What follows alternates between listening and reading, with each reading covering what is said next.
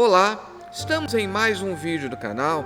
Hoje estarei falando acerca do livro de Esther, que é um dos livros mais intrigantes da Bíblia, porque é o único que não fala de maneira alguma acerca do nome de Deus. E também é um livro que fala do livramento da ação de Deus, mesmo quando o nome dele não aparece. Não deixe de se inscrever no canal, deixe o seu like, deixe também suas sugestões, comentários, dúvidas e não deixe de assistir o vídeo até o final após a vinheta.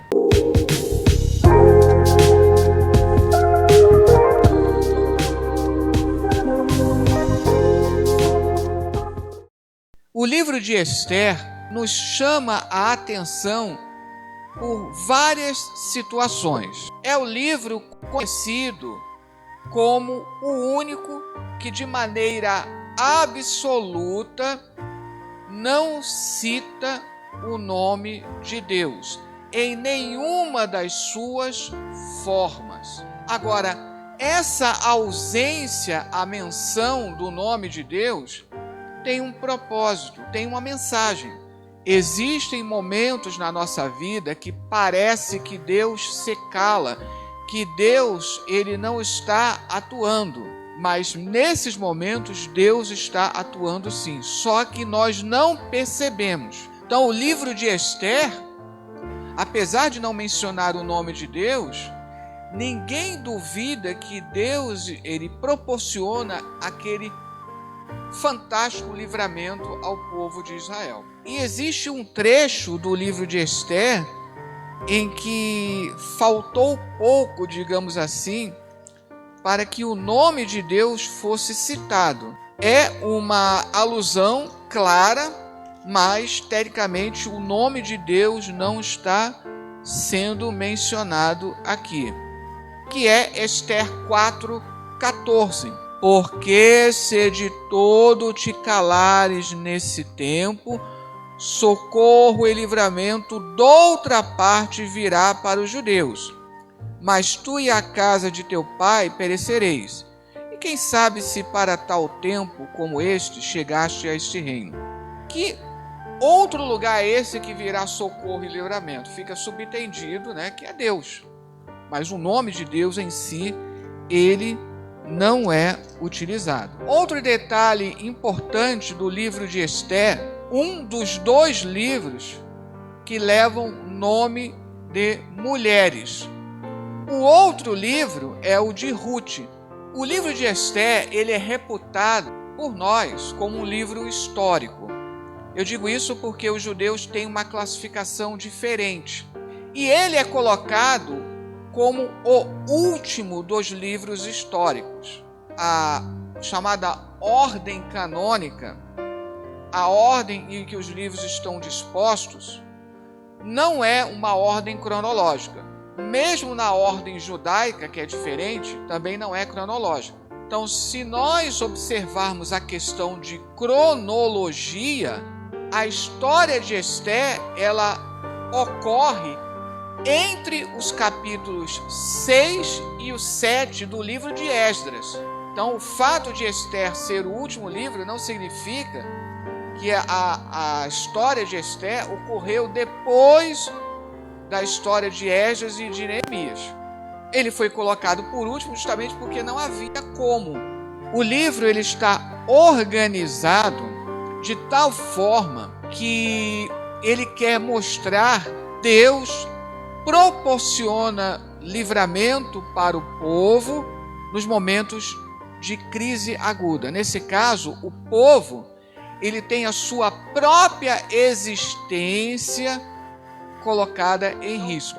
Muito antes de Adolf Hitler pensar na chamada, entre aspas, solução final de extermínio sistemático dos judeus, muito antes você tem essa descrição no livro de Esther.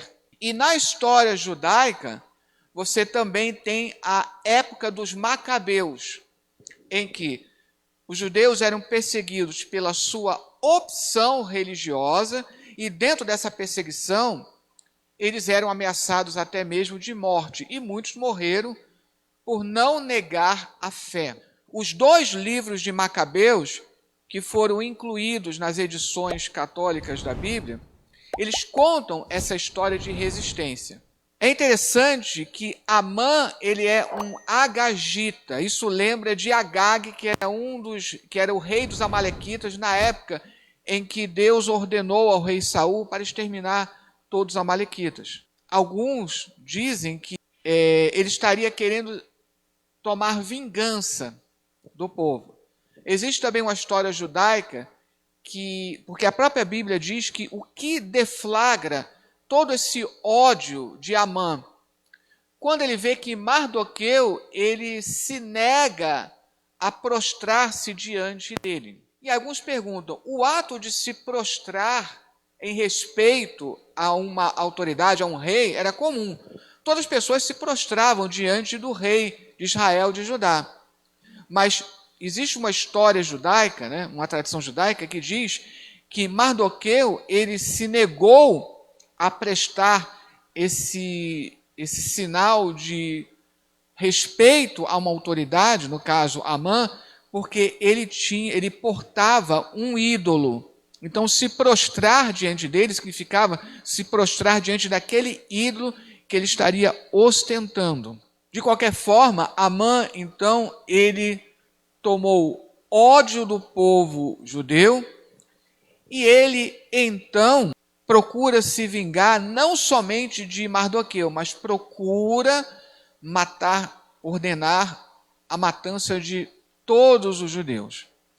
O livramento que foi proporcionado foi tão importante que foi criada uma festa para que os judeus lembrassem desse livramento. O nome dessa festa é Purim, porque o texto bíblico dirá, Amã procurando saber qual é a data propícia para perpetrar essa matança, ele joga sortes, que em persa é Purim.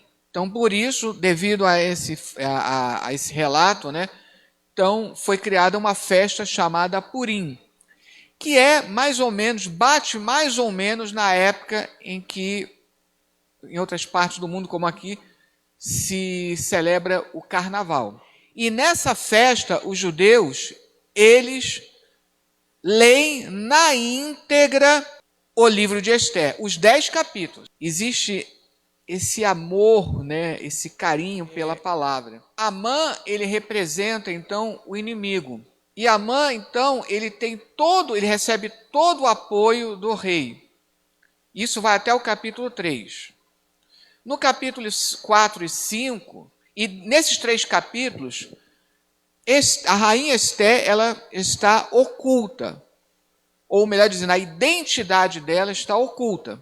Você tem uma prevalência de Amã, Ester, ela é rainha, porém, a sua identidade está oculta. Capítulos 4 e 5, há o confronto entre a rainha Ester, que representa o povo judeu, e Amã. A rainha Ester, ela revela a sua identidade, e aí você tem a reversão. Amã, que tinha planejado matar Mardoqueu numa forca, ele será morto na própria forca que ele tinha construído para Mardoqueu. Ele tentou humilhar Mardoqueu e ele é que é humilhado. Só que havia um decreto, uma lei entre os persas, que nem mesmo o rei poderia modificar uma lei feita por ele. E aí o rei diz o seguinte, eu não posso revogar a lei que, por influência de Amã, eu fiz, de dar a ordem de extermínio dos judeus. Mas eu posso sim baixar uma outra lei, permitindo que vocês se armem, que vocês se defendam e que vocês tenham o direito de proteger suas vidas. Isso é um ensinamento bem interessante. Existem leis que Deus não pode revogar. Existem situações que não podem ser revogadas. O que nós entendemos pela Bíblia e até pela filosofia, né? Você não tem como voltar ao passado e mudar uma situação que ocorreu, mas Deus vai te dar condições para enfrentar aquela situação que você não tem mais como mudar. E no final, então você tem a prevalência de Amã, ou a prevalência ou a supremacia persa, né, que alguns colocam. O ponto de virada é quando há um enfrentamento entre a rainha Esté e Amã, quando a rainha Esté se revela, lá nos capítulos 4 e 5. E depois você tem a queda de Amã e a prevalência judaica. Quando até no final do livro dizem que alguns até mesmo se tornaram judeus, é a única passagem que tem essa expressão. Eles se judaizaram, se tornaram judeus. Porque nessa época, você, para servir o Deus de Israel, você se tornava judeu. É só lembrar daquela passagem de Ruth, né?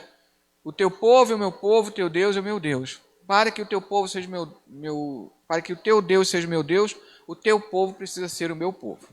Um dado interessante é que aqui Mardoqueu ele se torna pai adotivo de Esther. Pai não é apenas o pai biológico. Existem muitos pais adotivos e que são muito mais carinhosos, muito mais dedicados, atenciosos do que muitos pais biológicos. Ou seja, aqui nós costumamos falar, pai é aquele que cria. A paz, ela é tão importante que isso está na linguagem judaica. Embora hoje no hebraico moderno você tenha as expressões para alô, boa tarde, bom dia, o hábito judaico por excelência é que o cumprimento é shalom, quer dizer paz. Mais especificamente, o judeu ele pergunta, ma shalom ha, que ao pé da letra é como está a tua paz. E por isso que nas bem-aventuranças pronunciadas por Jesus, lá no início do que costuma se chamar de o Sermão da Montanha, que as editoras das Bíblias costumam chamar de o Sermão da Montanha, um dos tópicos é bem-aventurado que os pacificadores, porque eles serão chamados o quê? Filhos de Deus. Isso é um compromisso nosso. Não somente a paz é algo a ser alcançado, como nós devemos nos empenhar em ser pacificadores. É bem verdade que existe um outro versículo que diz, se possível, tende paz com todos. Existem aquelas pessoas que por mais que você se empenhe, ela não quer paz com você. Mas da nossa parte, nós temos que fazer tudo. Se existe algum conflito a ser iniciado, que esse conflito nunca comece conosco. Quando Mardoqueu ele soube do decreto assinado pelo rei por influência de Amã, Mardoqueu ele não teve mais paz. Existem crises que nos tiram o sono. Mas se Mardoqueu, de uma certa forma, perde o sono, perde a sua paz, porque ele toma conhecimento daquele decreto colocado por causa dele, e o principal alvo era ele, é interessante que Amã estava tramando, olha, vamos construir uma forca e vamos colocar Mardoqueu ali. O que Deus permite? Deus tira o sono do rei, não por alguma preocupação que ele tivesse, mas proporcionou uma insônia, digamos assim, para o rei, e ele pede, então, me traga as crônicas reais, e ali ele encontrou o registro de que Mardoqueu havia descoberto uma trama para matar o rei. E aí o rei pergunta, e o que foi feito a Mardoqueu? Nada. No dia seguinte, quando ele está pensando, que eu tenho que fazer alguma coisa para agradecer Mardoqueu. E aí entra Amã, querendo falar com o rei, olha, vamos matar Mardoqueu. Mas antes que Amã tivesse a oportunidade de falar alguma coisa, o rei pergunta a Amã, o que se deve fazer ao homem de quem o rei se agrada? E ele pensando, deve estar falando de mim. Então, pegue a sua manta real, o seu melhor cavalo, coloque nesse cavalo e peça a alguém da sua confiança para ir levando diante do povo e dizendo, assim se fará ao homem de quem o rei se agrada. Aí o rei diz, então faça isso com Mardoqueu. Você é o meu homem de confiança, você fará isso com Mardoqueu. Ou seja, a chamada regra de ouro, que está lá em Mateus 7,12. Eu não vou fazer ao outro aquilo que eu não quero que façam comigo. E eu farei ao outro aquilo que eu desejo que façam comigo. E Esté, então, ela se vê numa situação embaraçosa, porque até o momento ela não revelou a sua identidade, existe uma ordem expedida para a matança de todos os judeus, e ela, apesar de ser rainha, ela tem os seus limites. Todos os governantes humanos, eles têm limites, e a própria Bíblia coloca isso. Então havia uma espécie de constituição na época dos persas que dizia: ninguém poderia se apresentar diante do rei a não ser que fosse permitido pelo próprio rei. Caso alguém se apresentasse diante do rei e ele não estendesse o cetro, havia até uma ordem, uma sentença de morte para a pessoa. E Esté disse: olha, há 1 mês que eu não tenho permissão, que eu não sou convidada à presença do rei. Porque os reis na época tinham várias esposas. Ela tinha o título de rainha, mas o rei tinha várias esposas. Então ela precisou correr esse risco de se apresentar diante do rei sem saber se ele iria permitir ou não a presença dela. Mas então, antes disso, ela jejua e ela conclama as suas damas de honra, que a acompanham para jejuar também. Até um detalhe interessante: se estão jejuando, jejum pedindo para quem? O nome de Deus não é mencionado, mas a atuação de Deus é bem patente. E o rei então estende o cetro e ela pode falar com o rei. O que Mardoqueu diz justamente aquele versículo que nós lemos? Nós não podemos nos calar, porque se de todo te calares neste momento, socorro e livramento virá de outra parte. E quem sabe se foi para esta situação, que você atingiu o posto de rainha. Existem coisas que são determinadas por Deus. E existem coisas que Deus deixa ao nosso livre arbítrio. Só que, em muitas situações, não temos condições de saber exatamente aquilo que é determinado por Deus. Olha, eu determinei que será assim. E quais são as situações que Deus diz: olha, você agora vai exercer o seu livre-arbítrio e vai decidir que caminho você vai tomar. Mas o que Mardoqueu disse aqui, Esté chegou ao posto de rainha, ou Deus permitiu que ela chegasse ao posto de rainha, justamente para que conseguisse, nesse momento, providenciar um livramento para o povo de Deus. Isso aqui é um importante aprendizado para nós.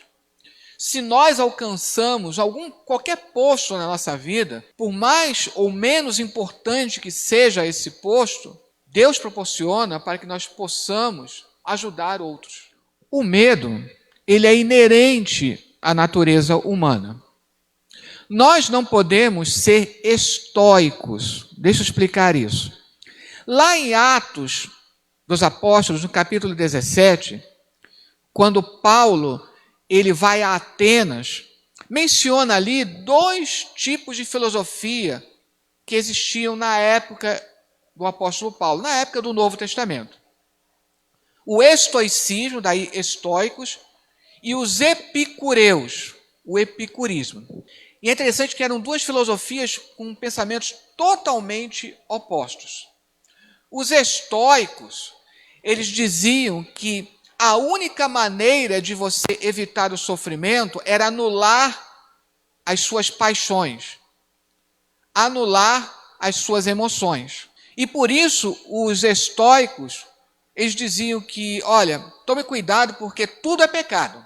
Qualquer coisa relacionada a sentimento, emoção, tudo para eles era pecado. Já os epicureus era o extremo oposto. Não somente eu não posso anular os sentimentos, como eu devo me entregar a todas as paixões.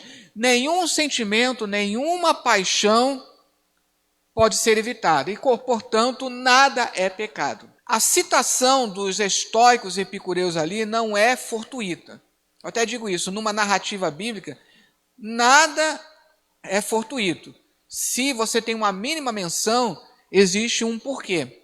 Sutilmente, quando você conhece isso, sutilmente a narrativa bíblica está condenando a posição dos estoicos e dos epicureus. Então, os estoicos são combatidos porque eles vão dizer que tudo é pecado. Quantos hoje pensam dessa maneira?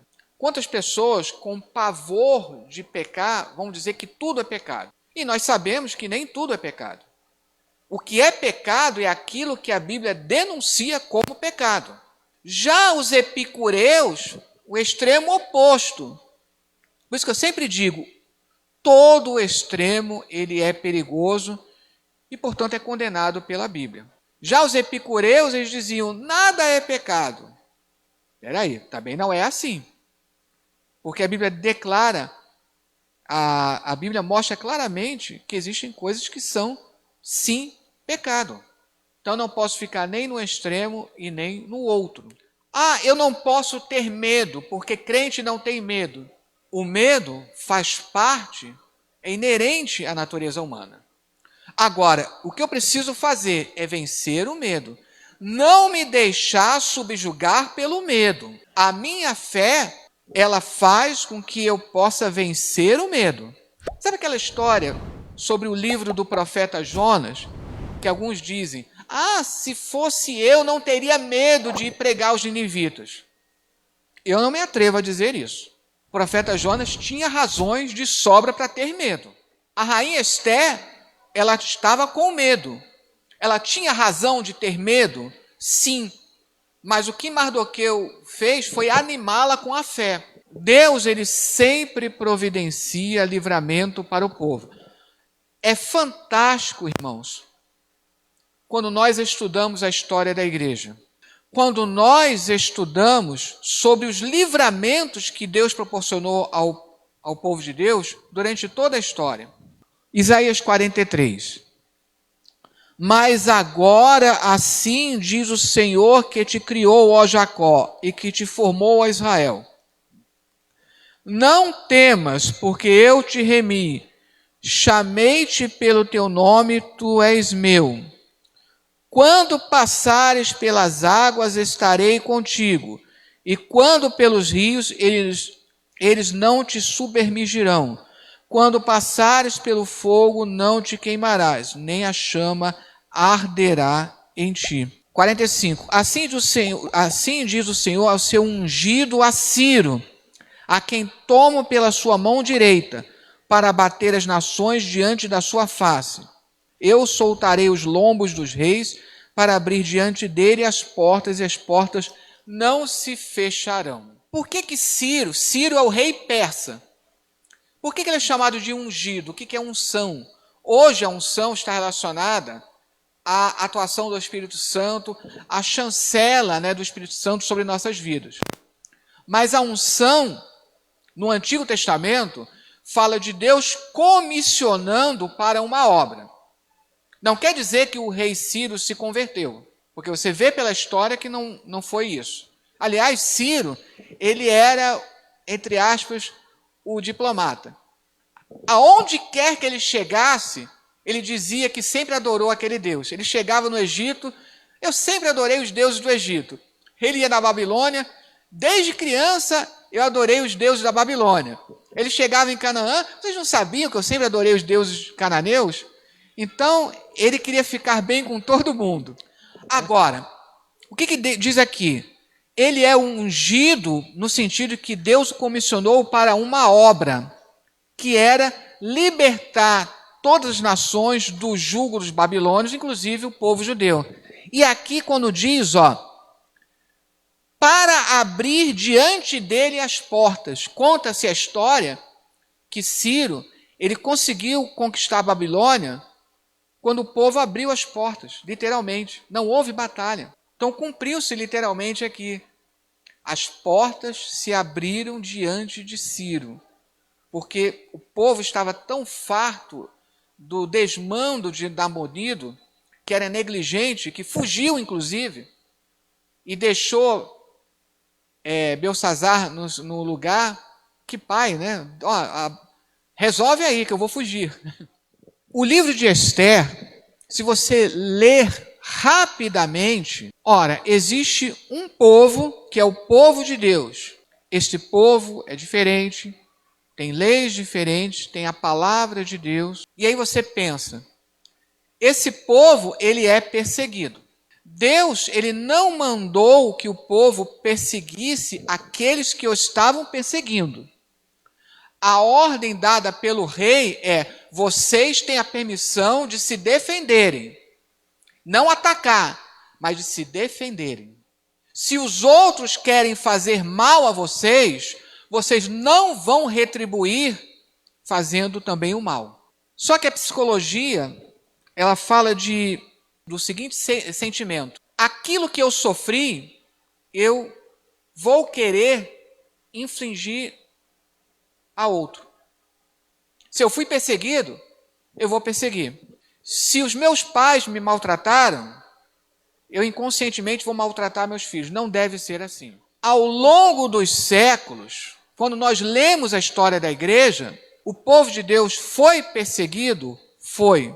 Foi torturado? Foi. Mas nós não devemos fazer o mesmo. Nós não podemos imitar o mundo.